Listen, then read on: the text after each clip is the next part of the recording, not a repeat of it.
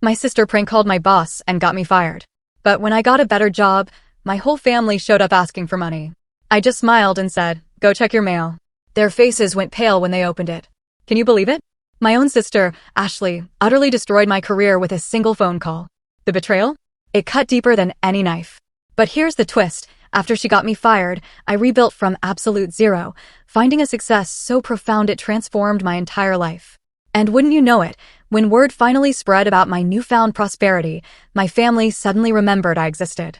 Hands outstretched, they came demanding their fair share.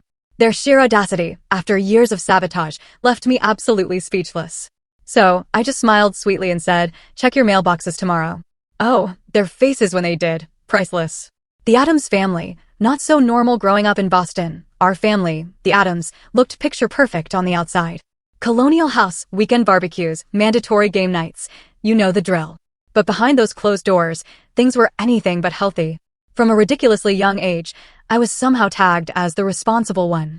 By 10, I was helping with bills, making sure Ashley got to school, trying to mediate my parents' constant arguments. Meanwhile, Ashley, 2 years younger, was encouraged to just be a kid, which was code for avoid all responsibility. Ashley, at 26, truly believed the world revolved around her. She was conventionally pretty, blonde, blue eyes, cheerleader type. My parents, Margaret and Richard, treated her like their precious princess. Me? I was more like the castle staff. Ashley has a sensitive spirit. My mom would coo whenever Ashley threw a tantrum about chores. You're just naturally more capable, Autumn. Translation, you handle everything so Ashley doesn't have to be inconvenienced. My older brother, Ethan, at 30, always found it easier to just side with Ashley. Just let her have her way, he'd say. It's not worth the drama. He learned early that keeping Ashley happy meant a peaceful life, even if it came at my expense. Despite this totally lopsided treatment, I poured myself into academics. I was determined to forge my own path. I kept a 4.0 GPA, earned a partial scholarship to Boston University, and worked 2 part-time jobs to cover the rest. Ashley? My parents paid for her full ride to 3 different colleges, none of which she finished. College just isn't the right environment for my creativity, she'd declare after each dropout, and my parents would just nod sympathetically. This pattern continued through her brief attempts at being a yoga instructor, life coach, fashion vlogger, and real estate agent, all funded by my parents, despite their supposedly tight budget. Building brick by careful brick, when I finally graduated with my marketing degree, I planned a small celebration dinner. Ashley arrived 2 hours late, made a huge scene about the restaurant's vegan options. She was only vegan that week, by the way, and then burst into tears when my father toasted my accomplishment. The entire evening became about comforting her. I landed my first professional job at Meridian Marketing, a mid-sized firm downtown. The starting salary wasn't much, but it had benefits and real growth potential.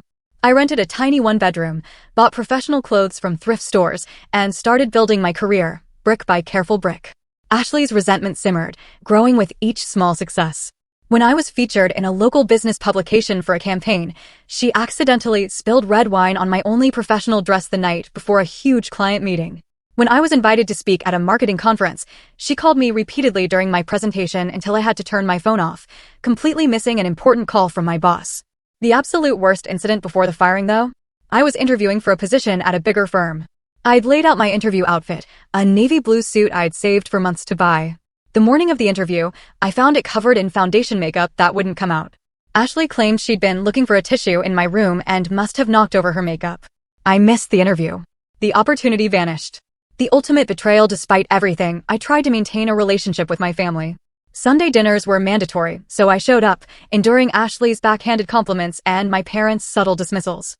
Marketing isn't really changing the world, though, is it? My father would say after I shared news of a successful campaign. But when Ashley announced her latest scheme to become an influencer, they were all enthusiasm and support. I kept the peace, swallowed my frustrations, and focused on building my career at Meridian. After 2 years of consistent performance, I was up for a junior management position. This promotion was everything. A huge salary bump, more creative control, validation that my hard work was finally paying off. I had no idea Ashley had been watching my progress with growing bitterness, or that she was about to take drastic action to derail everything I'd worked so hard to build. The call that changed everything. 2.5 years in, I was truly hitting my stride at Meridian Marketing. My client retention was the highest. I'd brought in 3 new major accounts. My boss, Victoria Pearson, was inviting me to leadership meetings, dropping hints about my future. The promotion to junior marketing director was within reach. The role opened up when my mentor, Derek left. Victoria asked me to prepare a presentation outlining my vision for the department, basically an audition. I spent weeks preparing, staying late, fine-tuning every slide, practicing until I could deliver it in my sleep. The presentation was scheduled for a Thursday morning with the executive team. Wednesday night, I called my family to cancel our usual Sunday dinner. I explained I needed the weekend to prepare. Of course, your job comes first, my mother said with that familiar passive-aggressive sigh. Ashley was planning to announce some big news, but I suppose that can wait. I felt the familiar guilt, but I stood my ground. This is really important, Mom. I'll make it up to Ashley next weekend. Later that night, Ashley called. Way to ruin my special announcement, she snapped, no preamble. What's your news, Ash? Wouldn't you like to know? She retorted. Some sister you are, always thinking about yourself and your precious career. I tried to explain, but she hung up. I went to bed uneasy, but pushed it aside. I had to focus on tomorrow. The denied key card Thursday morning. I woke early, put on my best suit, and headed to the office an hour early to set up. I swiped my key card at the entrance. Red light. Denied. I tried again. Same thing. Figuring it was a glitch, I called reception. Donna, the receptionist, sounded strange. I'm sorry, Miss Adams, but I've been instructed not to let you in. Miss Pearson would like you to call her directly. Confused, then increasingly alarmed, I called Victoria. Her normally warm voice was ice cold. I'm extremely disappointed in you, Autumn. After everything we've built, to throw it away like this is beyond unprofessional. Victoria, I don't understand. Don't insult me by pretending. You called me at 11:30 last night, clearly intoxicated, saying you were quitting effective immediately. You said, and I quote, the company is a joke and you're the biggest joke of all. You made racist comments about our clients and said vile things about your colleagues. I recorded the call, as company policy requires, so don't bother denying it. My blood ran cold. Victoria, that wasn't me. I was home, preparing for today's presentation. I would never. Save it, Autumn. Your personal belongings will be couriered to your home. Your final paycheck will be processed. Do not attempt to enter the building again, or we will involve security. The call ended. The unmistakable voice. I stood on the sidewalk, dizzy with shock. People I'd worked with for years walked past, averting their eyes or giving me looks of disgust. Finally, Brian from accounting approached cautiously. Autumn, you should go home. Everyone heard about the call. Brian, I didn't make any call. Someone is impersonating me. He looked uncomfortable, but handed me his phone. Someone recorded part of it, and it's been shared around the office. Listen. I heard a voice. It sounded horrifyingly like mine, slurring words, saying terrible things about Victoria and the company, using language I would never use. The voice was similar, but with slight differences. Only people who knew me well would notice. That's when it hit me. Ashley. She could always do a perfect impression of me, a talent she'd use to prank my high school crushes or embarrass my friends. Brian, that's not me. That's my sister, she can mimic my voice. The pity in his eyes told me he didn't believe me. Just go home, Autumn. Don't make this worse. Security arrived and escorted me off the property. As I walked home in a daze, my phone buzzed with a text from a colleague, sharing a recording. I forced myself to listen more. The cadence, certain phrases, it was definitely Ashley's imitation, convincing enough to fool my boss. The family intervention, that wasn't. I went straight to my parents' house. Ashley was in the kitchen with my mother, scrolling through Instagram filters. You called my boss pretending to be me, I said, my voice shaking. You got me fired. Ashley looked up, startled, then her face settled into innocence. What are you talking about? Don't lie to me. You called my office last night, imitated my voice, and got me fired, the day of my big presentation. My mother stepped between us. Autumn, calm down. Why would Ashley do something like that? Because she's always been jealous of me. Because I was about to get promoted. Because she can't stand to see me succeed.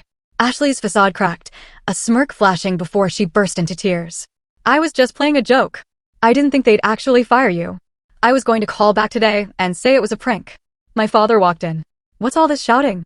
I explained, showing him the recording. Instead of being horrified, he frowned at me. You're overreacting. Ashley made a mistake. She didn't mean any harm. A mistake. She deliberately got me fired.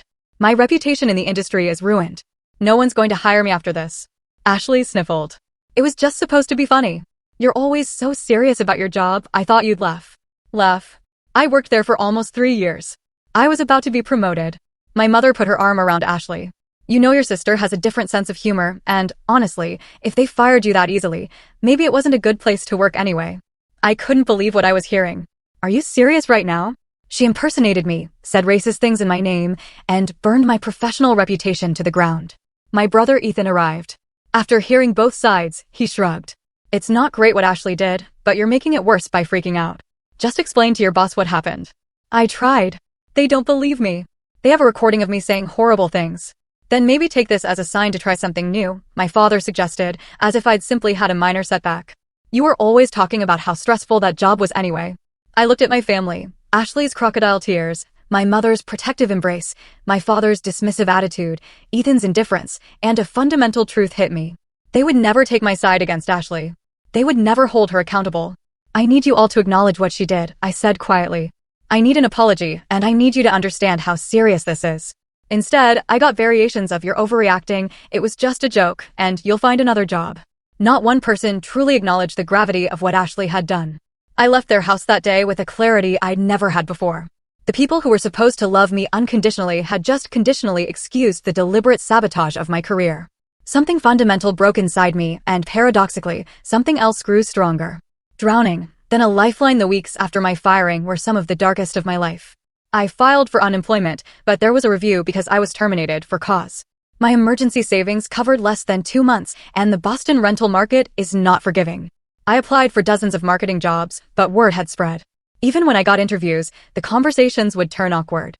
"We heard about an incident at Meridian," one interviewer said delicately. "Would you care to explain?" No matter how I tried, the damage was done.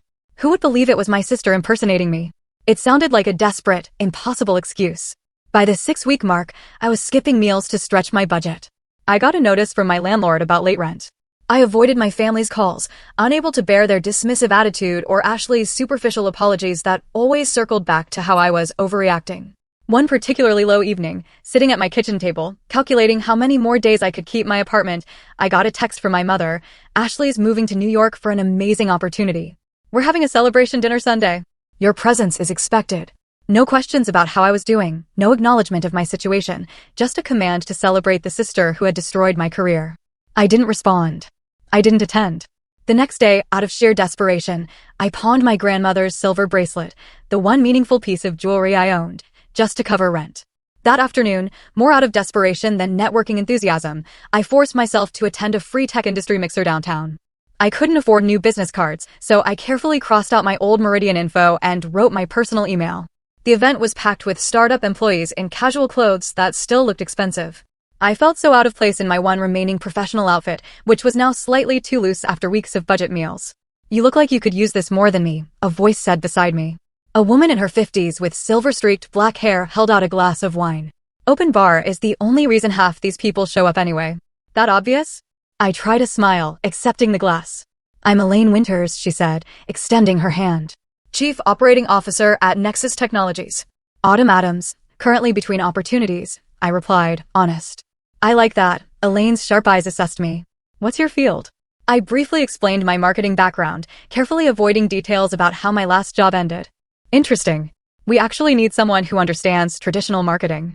All these tech kids think social media is the only channel that matters." She pulled out a business card. "We're a fintech startup, developing an app that helps people manage shared expenses. Come by tomorrow at 10 o'clock. I can't promise anything glamorous, but we need smart people who understand how to communicate with audiences over 30. I stared at the card. Just like that. Just like that.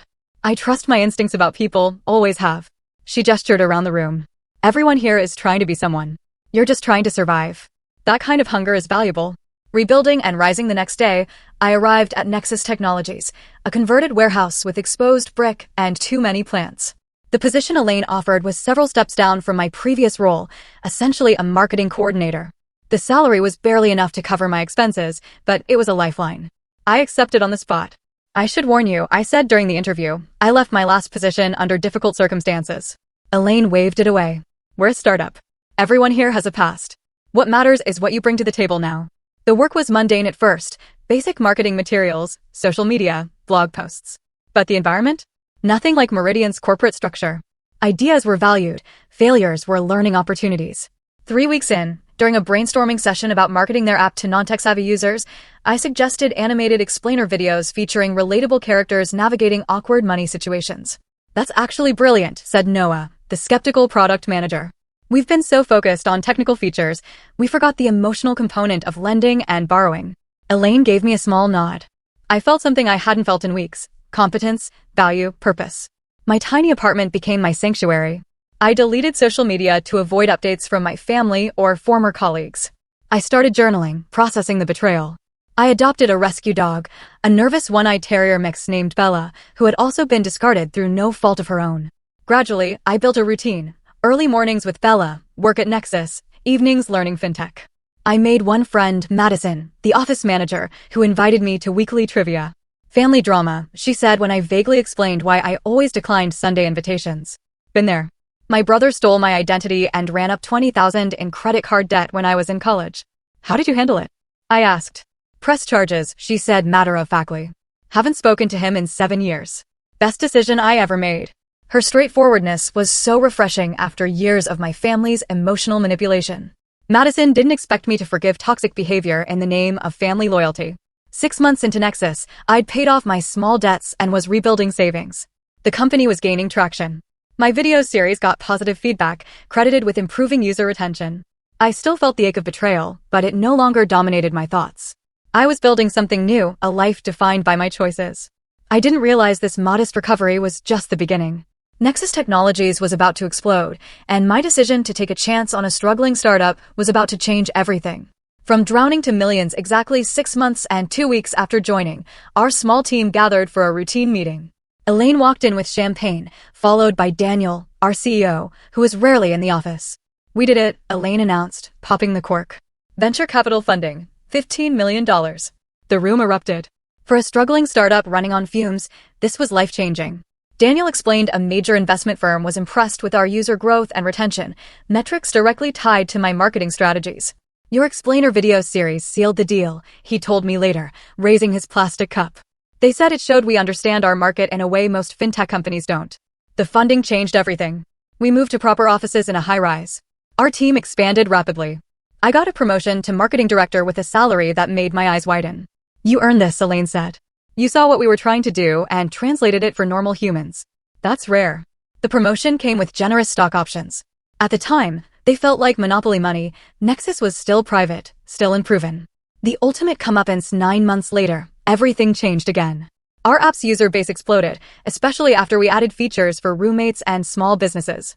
A major financial technology corporation made an acquisition offer the board couldn't refuse. The day it finalized, Daniel called me into his office. Your options are fully vested because of the acquisition, he explained. At the agreed share price, they're worth approximately $2,700,000. I stared at him, certain I'd misheard. Million. He smiled. Welcome to the club, Autumn. Sometimes being in the right place at the right time pays off. I left his office in a daze, clutching paperwork I barely understood.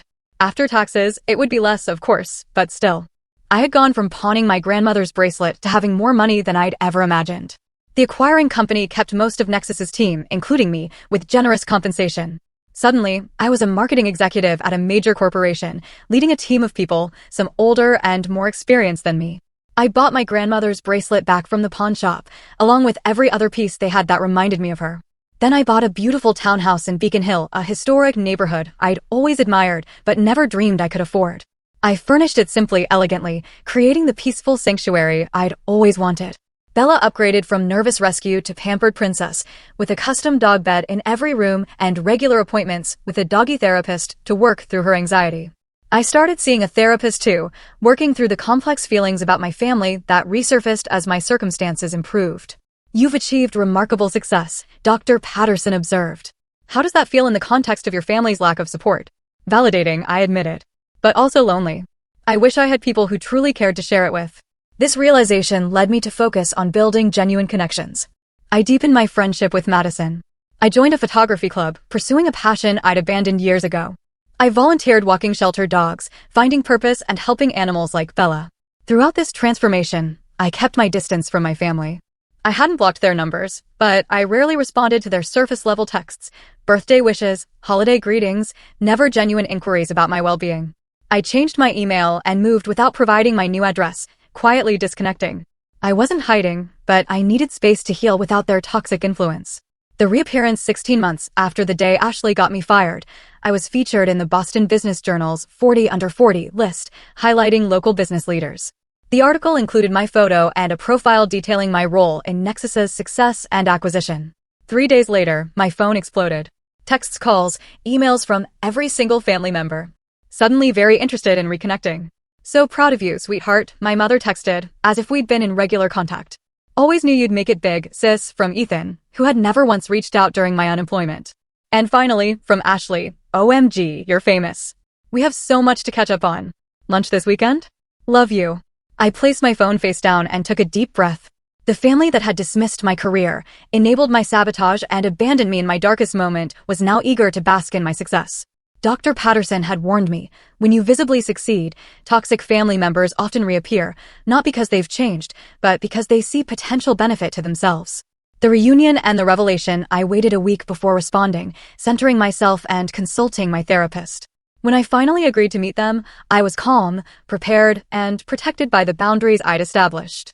What I couldn't have anticipated was how nakedly their financial interests would drive our reunion, or how I would ultimately respond. The restaurant I chose was neutral territory, an upscale bistro downtown. I arrived early, picking a corner table with a clear view of the entrance. My parents arrived, looking exactly as I remembered, yet somehow smaller. My mother's eyes widened as she took in my appearance, the tailored blazer, the subtle but expensive jewelry, the confident posture. "Autumn," she exclaimed, reaching for a hug. I didn't return it. "Professional success agrees with me," I replied, gesturing for them to sit. My father's handshake was firmer than usual. "Always knew you had potential, kiddo. Just needed the right opportunity." The cognitive dissonance was staggering. This was the same man who dismissed my ambitions, who told me my firing was probably for the best. Ethan arrived next, with a new girlfriend, Kayla, who seemed inappropriately excited to meet me. "Autumn's the tech executive I was telling you about," he said, his voice carrying a bit too far. Finally, Ashley made her entrance, 20 minutes late as usual. She'd lost weight, changed her hair, and was wearing an outfit that looked suspiciously like it was bought just to impress me. "My successful sister," she squealed, drawing attention. "Look at you. We're practically twins, now that I'm in the corporate world too." I raised an eyebrow. "You're working in corporate now?" "Well, I'm consulting for an influencer marketing agency," she said vaguely. "Very similar to what you do, just more creative." The waiter took our drink orders, sparkling water for me, expensive wine for everyone else. I noticed my father selected the priciest bottle without hesitation. The entitlement was already showing. For the first half hour, conversation was superficial. My mother detailed house renovations. Ethan bragged about a promotion. Ashley described her almost famous social media. Not once did anyone ask substantive questions about my life or acknowledge our estrangement. It was during the main course that the true agenda emerged. "So," my father said, refilling his wine glass, "your mother, and I have been thinking about retirement." "That's nice," I replied neutrally. "The thing is," he continued, "the market hasn't been kind to our investments. The house needs a new roof, and there's the matter of your mother's medical bills from last year." I frowned. "Medical bills? What happened?" My mother looked surprised I'd ask. "Just some routine tests, nothing serious, but insurance doesn't cover everything, you know." This was the first I'd heard of any health concerns, despite it supposedly being last year. "Anyway," my father pressed on, "we've been looking at our options, and we're wondering if you might be in a position to help us out. Just until the market recovers." He named a figure that would have been my entire annual salary at Meridian. Before I could respond, Ethan jumped in. "Speaking of opportunities, I've been developing a business plan." He pulled out a folder with 3 poorly formatted pages. "It's an app that connects dog owners for playdates, like Tinder, but for dogs." "Sounds like the dog park," I observed. No, it's completely different," he insisted. "All I need is seed funding. About half of what mom and dad need should cover initial development." I noticed Kayla's eager nodding. Clearly, she'd been promised a role. Ashley, not to be outdone, placed her hand on mine. "I know we've had our differences, Autumn. That silly phone prank? Water under the bridge, right?" My jaw tightened at her characterization of the deliberate sabotage that had upended my life. "The thing is," she continued, oblivious, "I'm this close to making it big as an influencer." She held her thumb and forefinger a millimeter apart. "I just need professional equipment and a proper studio. Maybe 50,000? I'll pay you back with endorsements for your company." I looked around the table at my family. These people who had dismissed, sabotaged, and abandoned me, now united in their expectation that I would finance their lives. "Let me understand," I said carefully. "You want me to give you money after everything that happened?" My mother's expression turned wounded. "Sweetheart, we're family. Families help each other. Where was that family spirit when Ashley got me fired? When I was skipping meals to pay rent? You're still upset about that?" Ashley rolled her eyes.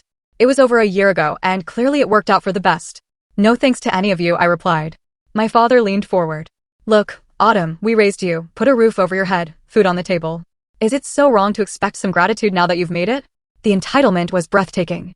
In their minds, my success wasn't something I'd earned despite their sabotage, it was something they deserved to benefit from. I need time to think about this, I said finally, signaling for the check. Don't take too long, my father said. The roof won't fix itself. I paid the exorbitant bill without comment and left the restaurant with a promise to be in touch. In the taxi home, I leaned my head against the cool window and let the tears come, not for the money they wanted, but for the family I'd never really had. The mailbox surprise over the next week, their messages increased in frequency and urgency. My mother sent photos of water damage from the supposedly leaking roof. Ethan forwarded amateurish business projections. Ashley sent links to camera equipment she needed, with not-so-subtle hints about her birthday. During a session with Dr. Patterson, I vented. They don't care about me. They never did. They just see me as an ATM now. What do you want from them? She asked. Accountability. Recognition of how they treated me. Genuine remorse. And if they're incapable of that? Her question hung in the air. What if they were incapable of the emotional honesty I needed? What if the transactional relationship they were offering was all they knew? After much reflection, I made my decision. I texted each family member the same message. I've given your requests some thought. Expect something in your mailboxes next week. Their responses were immediate and enthusiastic, full of emojis. My mother suggested a celebration dinner. I politely declined, saying I was busy. Then I set about preparing 4 very special packages, each carefully tailored to its recipient. This wasn't about revenge. I'd moved beyond that. This was about accountability, boundaries, and perhaps offering them something more valuable than money, the truth. I bought beautiful, heavyweight stationery. I arranged for tracked, signature-required delivery, ensuring each package would reach its intended recipient. Tailored truths for Ashley, I compiled a comprehensive file. It had a printed transcript of her prank call, obtained through a former colleague who finally believed me. Alongside it, I included documentation of my financial hardship, overdue rent, utility shut-off warnings, the pawn ticket for my grandmother's bracelet. I added screenshots of texts she'd sent, dismissing my situation as not that bad. I included a letter from my therapist, with personal details redacted, outlining the psychological impact of workplace sabotage and family betrayal. Finally, I added confirmation of a $5,000 donation made in Ashley's name to a workplace bullying prevention organization. The donation came with mandatory attendance at their next awareness workshop. My personal note to Ashley read, Ashley, you've shown me who you are repeatedly throughout our lives. The phone call that cost me my job wasn't a prank or a joke. It was deliberate sabotage, born of jealousy and entitlement. I don't believe you're capable of genuine remorse, but perhaps this donation in your name will help others avoid experiencing what I did. I've forgiven you for my own peace, but forgiveness doesn't mean financing your lifestyle or maintaining a relationship that harms me. I wish you growth and self-awareness. For my parents, I created a different package. It had financial literacy books, retirement planning guides, and contact info for legitimate financial advisors. I included property records showing they'd refinanced their house 3 times in the past decade, despite claiming prudence.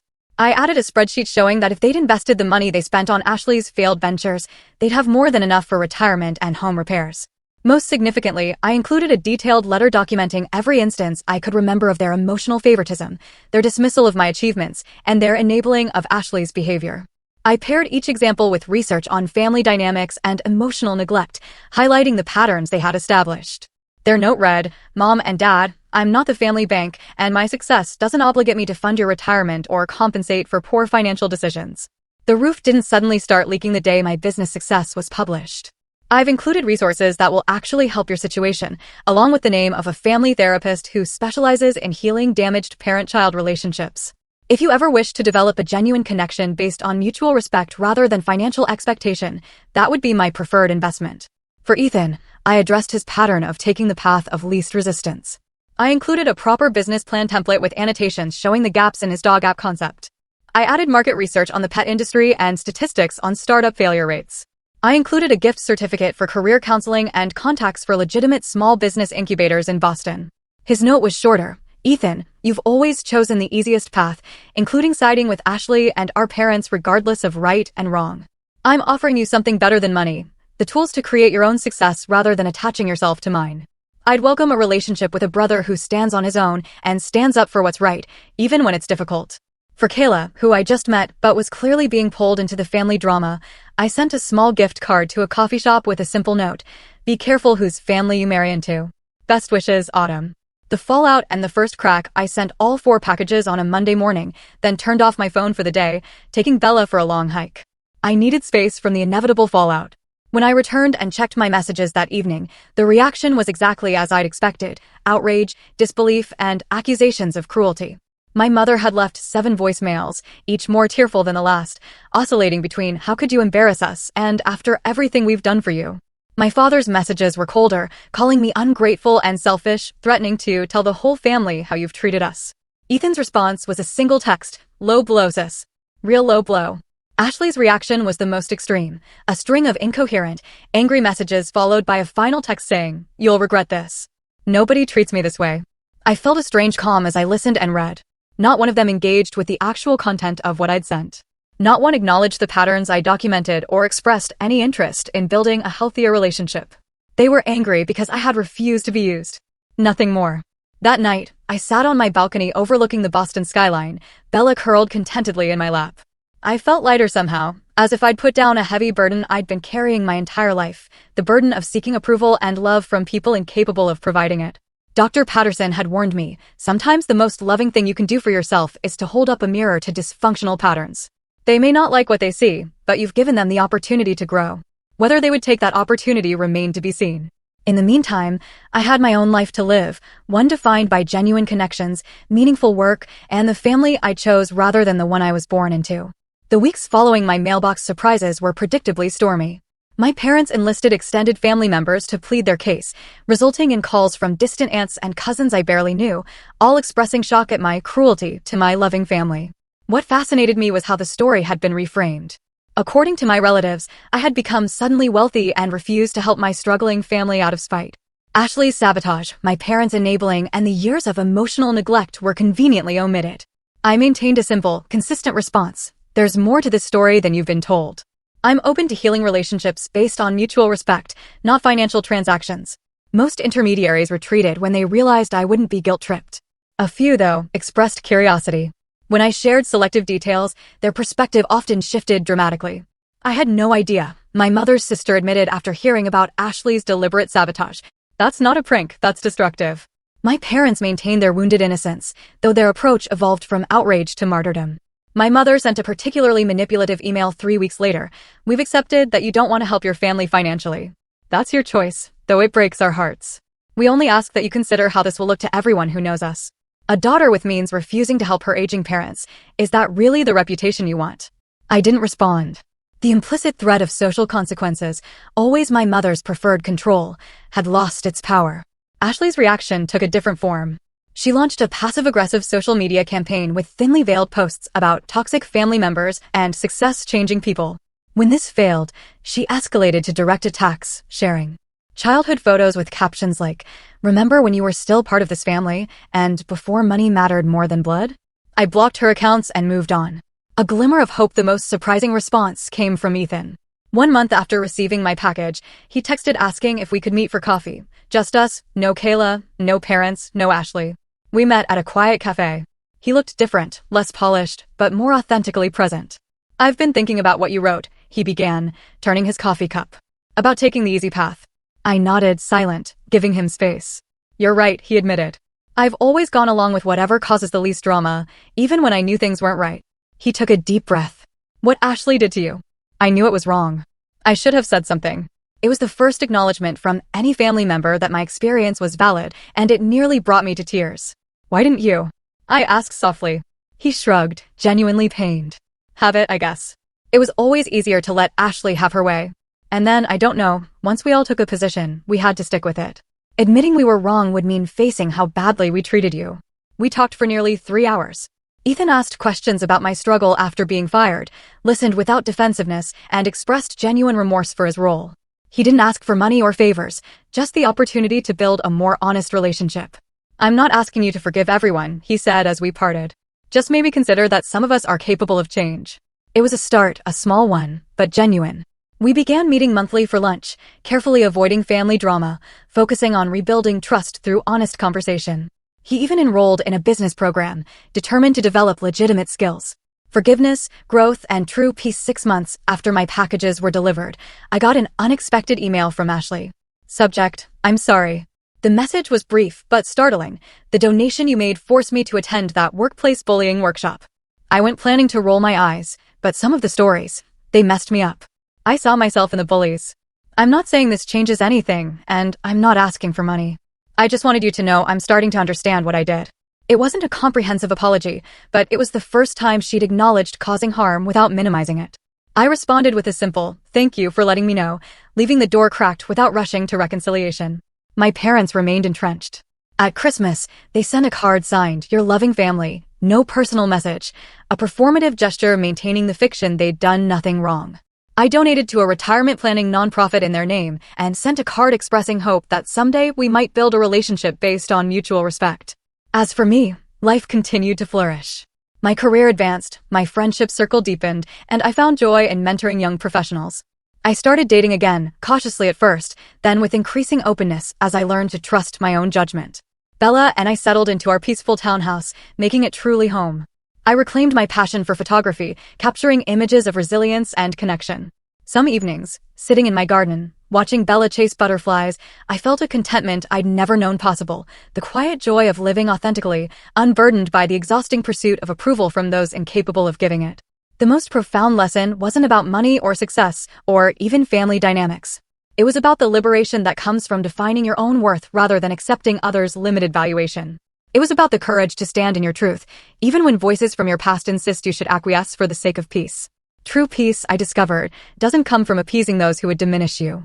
It comes from building a life aligned with your own values, surrounded by people who celebrate rather than sabotage your growth.